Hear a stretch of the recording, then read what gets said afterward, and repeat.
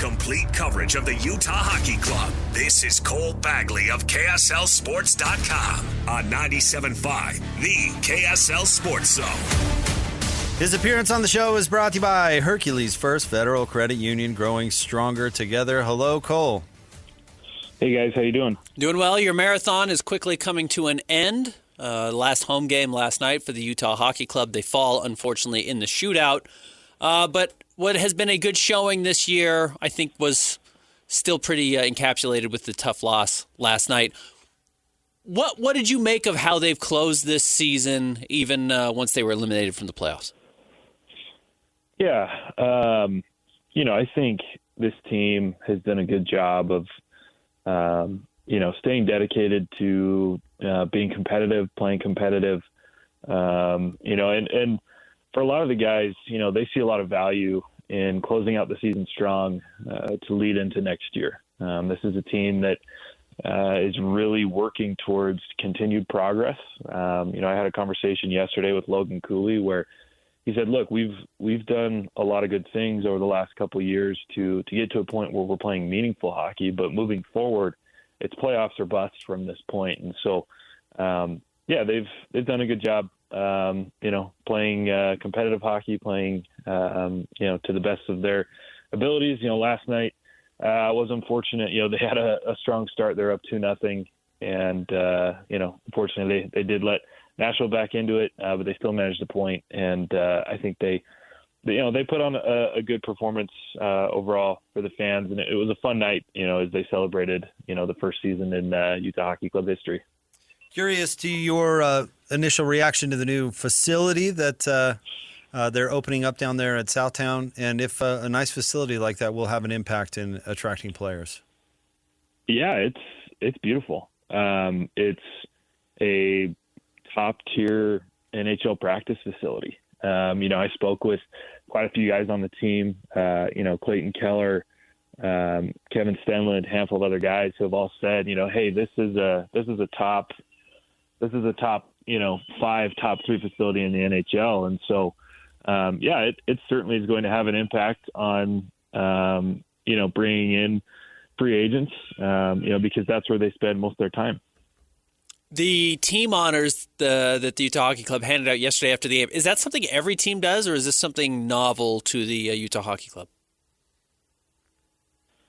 It's not something that I've seen a whole bunch, in the NHL. But I thought it was cool. I thought it, pretty well wrapped up, the season, and I think, this organization, this team has done a good job connecting with the community. A lot of people are invested in these players, invested in, who they are on and off the ice. And I think that was more so what they were trying to do, is to just show, hey, these are the players that really stood out this season. And they allowed the fans to be part of that. Cole Bagley is with us, talking Utah Hockey Club here on 97.5, the KSL Sports Zone. Cole, what do you expect to be the first priority of the offseason? I mean, first and foremost, it's signing Logan Cooley. This is a potential superstar, 20-year-old player who, could be a top 15, top 10 guy in the future. And they did such a good job in selecting him and doing what they were supposed to as part of a rebuild, right? Finding elite prospects, bringing them in, developing them, and building your team back up that way. And, he has shown just incredible skill this season, incredible growth. There's one team in the National Hockey League with 2 players under the age of 22 that have more than 50 points, and that's the Utah Hockey Club with Logan Cooley and Dylan Guenther. And so priority number 1 is going to be, locking him up long term. Again, I spoke with him yesterday, and that was another question I was able to ask is Utah a place that you want to be? And he said, yeah, for sure. He said from the front office to the facilities to the fans to his teammates, this is where he wants to play hockey long term. We saw the big deal for Dylan Guenther early in the year, and even then it was, 8 years and $57 million. It was pretty affordable. Yeah. What do you expect for Cooley? I think something similar to that. A 7, 8-year extension along the same lines, allowing him to earn somewhere probably between $7 and $9 million. I think it's advantageous to Cooley that the cap is going up.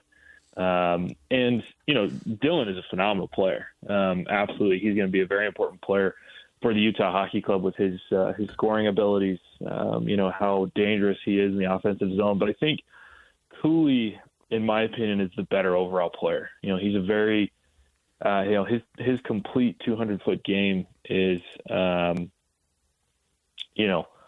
very complete. The way that he plays defensively, he gets in on the power play, the power kill. So I think he'll potentially fetch a little bit more than Gunther did, but I think, similar numbers. Sorry, go ahead. I was struck last night watching all the players on the ice hanging out and remembering a year ago at this time how bizarre it was to watch them in the mullet leaving Arizona.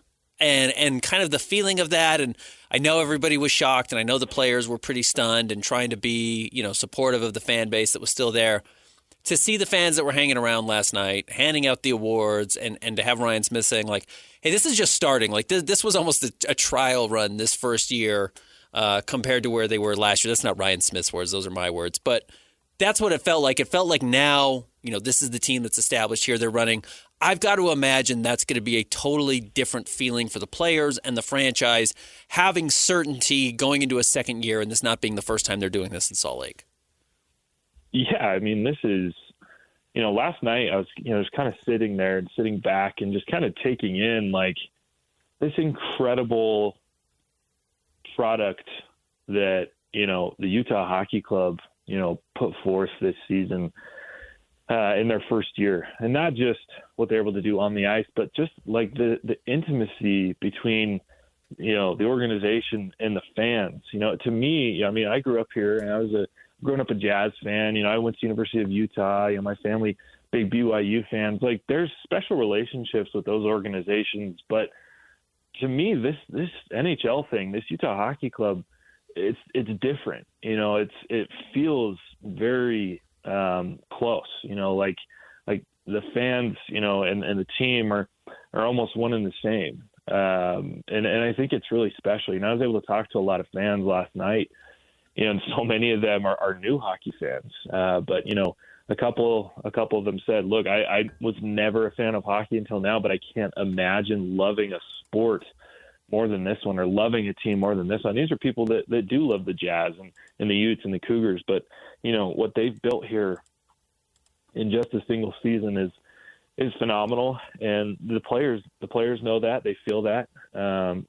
Most of them last night were, reflecting on this season and talking about how this place is home. Utah is home, and that goes so far for these guys. Especially players like Keller and Krause and Schmaltz, Vemelka, who had been with the Coyotes organization for a while and just never really were treated by the ownership group the way that they deserve to be. And that created, I think, a disconnect with their fandom, whereas, Ryan Smith, SEG have done a phenomenal job, and there's this, undeniable connection between the players and the fans. And yeah, it's going to propel them forward. These guys want to be here. Many of them, Keller and Vemelka, called this place home. And I think that goes a long way in terms of, giving your best, giving your all, and being able to just focus on hockey, which is going to go a long way for these guys.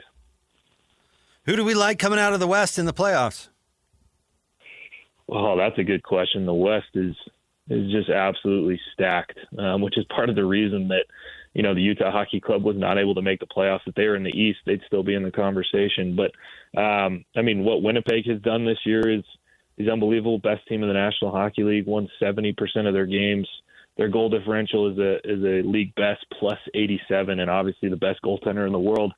And Connor Hellebuck, I like their chances, but Dallas isn't far behind. They're just 6 points back, and they might have the most talented offense, especially with adding Mikko Rantanen at the deadline. Vegas, of course, is always dangerous at 105 points. The Kings could be a dark horse. I mean, this thing is just anybody's game, and that's what is so fun about the NHL is the parity, and you never know what's going to happen. I mean, St. Louis is arguably the current best team, or at least playing the best hockey of anybody in the NHL right now. So, it's tough that Utah won't be in the postseason, but I would highly encourage any hockey fans in the state of Utah watch these playoffs, because you'll get a taste of what makes the postseason incredible and why teams are pushing for it every single year. Cole, thank you for coming on. We appreciate you and all of your fine work. Hey, thanks, guys.